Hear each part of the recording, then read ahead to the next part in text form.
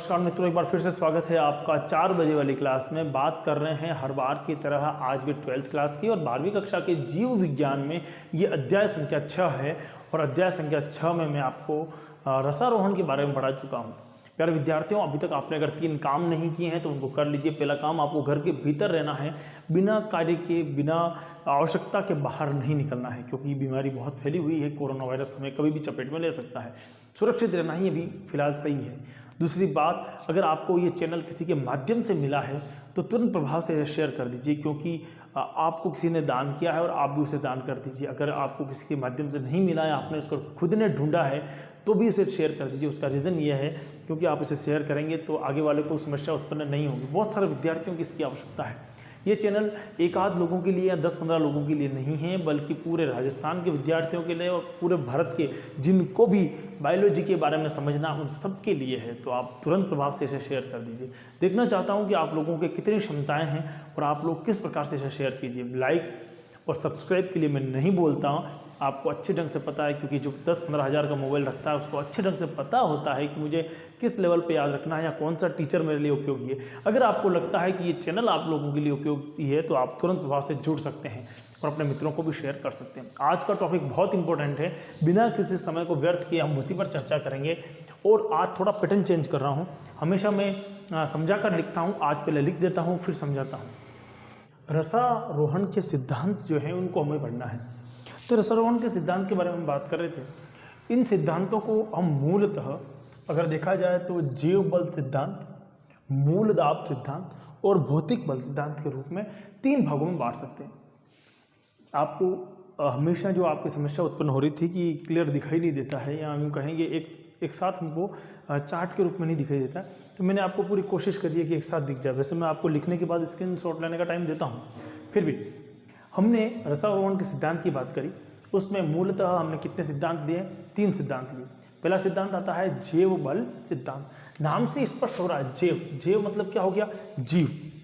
जहाँ पर भी जीव की बात हो या जीवित की बात हो, तो पादप की जो सजीव कोशिकाएं हैं उनके कारण क्या उत्पन्न हो रहा है? बल उत्पन्न हो रहा है। प्लांट के अंदर जितनी भी सजीव कोशिकाएं हैं, सजीव कोशिकाओं का मतलब क्या हो गया? जिनके अंदर भी जीव द्रव्य उपस्थित है और उनमें क्या हो रहा है? अपचयन, ऑक्सीकरण जैसी क्रियाएं संपन्न हो रही है, तो उसे हम क्या बोलेंगे? जैव बल सिद्धांत, यानी कि जीवों के द्वारा, यानी जीवित कोशिकाओं के द्वारा लगने वाला बल, ये सिद्धांत में आएगा। इस सिद्धांत की व्याख्या करने के लिए, यहाँ यूँ कहूँगा कि इस सिद्धांत को समझाने के लिए 3 अलग अलग व्यक्ति, पहले कौन थे? गोडलेवस्की, दूसरे कौन थे? सर जेसी बोस, और तीसरे कौन थे? स्ट्रासबर्गर। 3 अलग अलग व्यक्तियों ने अपने खुद के विवेक के अनुसार, अपनी खुद की दृष्टि के अनुसार समझाने की कोशिश करी। ठीक है, तो देखिए सबसे पहले व्यक्ति आते हैं हमारे पास में, कौन आते हैं? तो गोडलेवस्की। इन्होंने क्या कहा? इन्होंने अपनी एक सिद्धांत दिया। इस सिद्धांत का नाम था रिले पंप सिद्धांत। क्या सिद्धांत का नाम क्या था? रिले पंप सिद्धांत। तो टॉप पे क्वेश्चन लिख दीजिए, जो आपकी कॉपी की टॉप है वहां पर एक स्टार लगा के लिखिए, क्वेश्चन लिखिए, रिले पंप सिद्धांत किसने दिया था?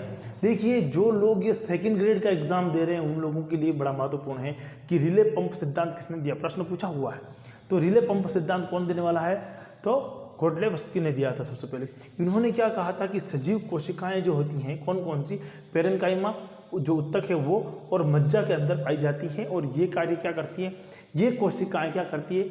जैव बल सिद्धांत के तहत रसारोहण का कार्य करती हैं। मेरी बात को समझना।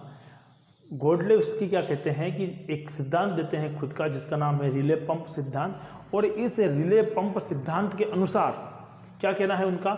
जो कि कोशिकाएं कौन कौन सी हैं? एक तो पेरेन्काइमा के अंदर, आप जानते हैं पेरेन्काइमा कौन सी होती हैं? ऐसी कोशिकाएं जिनके मध्य में खाली स्थान बचता है, उन्हें क्या कहते हैं अपन? पेरेन्काइमा उत्तक, है ना। तो पेरेन्काइमा उत्तक जो हैं, या पेरेन्काइमा जो टिश्यू हैं, उनके और मज्जा जो है, यानी कि पीत जो बनी होती है, बीच वाली जो पीत होती है, उनके बीच में या उनमें जो उत्तक या उनमें जो कोशिकाएं उपयोग होती हैं, पेरेन्काइमा कोशिका उत्तक में और मज्जा में जो कोशिकाएं उत्पन्न काम में ली जाती हैं या उपयोगी होती हैं, वो कोशिकाएं सजीव कोशिकाएं होती हैं। और सजीव कोशिकाओं के कारण ही क्या होता है? तो उनके ऊपर एक बल लगता है, जिसे अपन क्या बोलते हैं? जैव बल बोलते हैं। मेरी बात समझ में आ गई? जैव बल किसे बोलेंगे? ये बात कौन बोल रहा है? गोडलेवस्की बात कर रहा है ना। उनके बाद में सर जेसी बोस, है ना, JC. Bose. Sir JC. Bose आते हैं, इन्होंने टेलीग्राफ नामक पादप पर अपना कार्य किया था। ये भी पूछा हुआ प्रश्न है कि इन्होंने किस प्लांट पर अपना रसारोहण सिद्धांत दिया था। किन्होंने, जे.सी. बोस ने किस पादप पर रसारोहण सिद्धांत दिया था। तो ध्यान रखना कि टेलीग्राम प्लांट पर इन्होंने अपना दिया था। क्या क्या बोलते हैं, ये बोलते हैं कि अंतस्त्वचा, कौन सी त्वचा, अंतस्त्वचा जो है कोशिका के भीतर क्या करती है, स्पंदन का काम करती है। स्पंदन समझते आप, जैसे अपना हृदय स्पंदन करता है, धड़कता है, इस प्रकार का करती है, जिसके कारण जल ऊपर चढ़ जाता है। इसको बहुत आसान तरीके से समझ सकते हैं।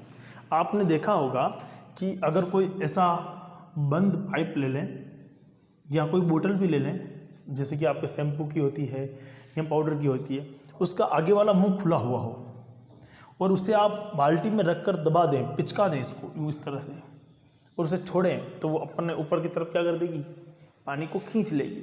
बिल्कुल ऐसी बोतल लेकर अगर आप उसे पानी में डुबा के इस तरह से पिचका दोगे, है ना, कैसे, ऐसे पिचका दोगे और छोड़ोगे तो पानी खींचेगा। इसे क्या बोलेंगे, स्पंदन। तो ये सबसे पहले जे.सी. बोस ने टेलीग्राम नामक प्लांट के अंदर इसको देखा। टेलीग्राम प्लांट है, ठीक है, ध्यान देना। तो ये बात समझाने के लिए उन्होंने क्या बोला, उन्होंने कहा कि प्लांट्स के अंदर क्या होता है, तो स्पंदन पाया जाता है। अब तीसरी बात किसने कही, तो स्ट्रासबर्गर ने कही।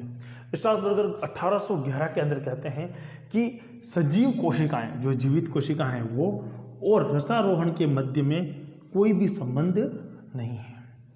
ऐसा नहीं कहा उन्होंने, क्या कहा, सुनना, सजीव कोशिका और रसारोहण के मध्य में कोई भी संबंध नहीं है। लेकिन यहाँ पर एक शब्द क्या आया, सीधा संबंध नहीं है। संबंध नहीं होना और सीधा संबंध नहीं होना दोनों फर्क है। यानी कि सजीव कोशिकाओं के कारण रसारोहण हो रहा है, ये बात प्रूव नहीं है, हमारे पास में किसी प्रमाण के रूप में प्राप्त नहीं है। यही बात स्ट्रासबर्गर बोलता है कि हाँ, ये बात हो तो रही है, रसारोहण होता रहा है और रसारोहण सजीव कोशिकाओं के माध्यम से हो रहा है, लेकिन ये सीधा नहीं है। अब ये सीधा कैसे समझते हैं अपन, देखिए इसको यूँ समझिए, ये व्यक्ति है, अब इस व्यक्ति को 1000 रुपये की आवश्यकता है, ठीक है। इसने सीधा आकर अपने पिताश्री से नहीं मांगे, ठीक है, लेकिन उनकी माताश्री से उन्होंने मांगे और माताजी ने उनको पैसे दे दिए 1000 रुपये। बताइए, क्या ये पैसे पिताजी के हैं? हाँ, लेकिन इन्होंने सीधे प्राप्त नहीं किए हैं, इन्होंने माताजी से प्राप्त किए हैं। तो क्या पैसे तो आए तो कहीं ना कहीं से फादर से ही हैं। इसका मतलब क्या हो गया कि सीधा संबंध पैसों का नहीं है, लेकिन संबंध तो है। तो सीधा संबंध नहीं है, कौन बोलता है, स्ट्रासबर्गर बोलता है, इन दोनों के मध्य में सीधा संबंध नहीं है। जीवित कोशिकाएं और रसारोहण के मध्य में सीधा संबंध नहीं है। मेरी बात समझ में आई? मैंने आपको सबसे पहले रसारोहण सिद्धांत की बात करी, जिसमें हमने 3 सिद्धांत की बात करी, जैव बल सिद्धांत, दूसरा मैंने बताया आपको मूल दाब सिद्धांत, और तीसरा मैंने आपको बोला है भौतिक बल सिद्धांत। कौन सा सिद्धांत है? भौतिक बल सिद्धांत। अब इन तीनों के बीच में मेरे पास में जैव बल सिद्धांत को समझाने के लिए कौन आया? गोल्डलेव्स्की आया, उसी के पास में जे.सी. बोस आया, उसी के बाद हमारे पास में कौन आया? स्ट्रासबर्गर आया। इन तीनों को समझने के लिए मैंने बोला कि गोल्डलेव्स्की ने सबसे पहले रिले पंप सिद्धांत दिया था, जबकि स्पंदन का सिद्धांत जे.सी. बोस ने दिया है, और दोनों के मध्य में सीधा संबंध स्ट्रासबर्गर नहीं बता रहा है, ठीक है ना। तो एक बार सीधी सी बात ये हो गई कि सबसे पहले गोल्ड पहनते हैं, सबसे पहले क्या पहनते हैं अपन? गोल्ड पहनते हैं, तो गोल्डलेव्स्की याद रह जाएगा, ठीक है ना। और गोल्ड औरतें कहाँ पहनती हैं? तो सिर के ऊपर पहनती हैं, तो सर याद रह जाएगा आपको, ठीक है ना। और क्या खाते हैं? तो बर्गर खाते हैं, तो स्ट्रासबर्गर। ध्यान देना, ये तीनों सिद्धांत किसके हैं? जैव बल सिद्धांत के हैं।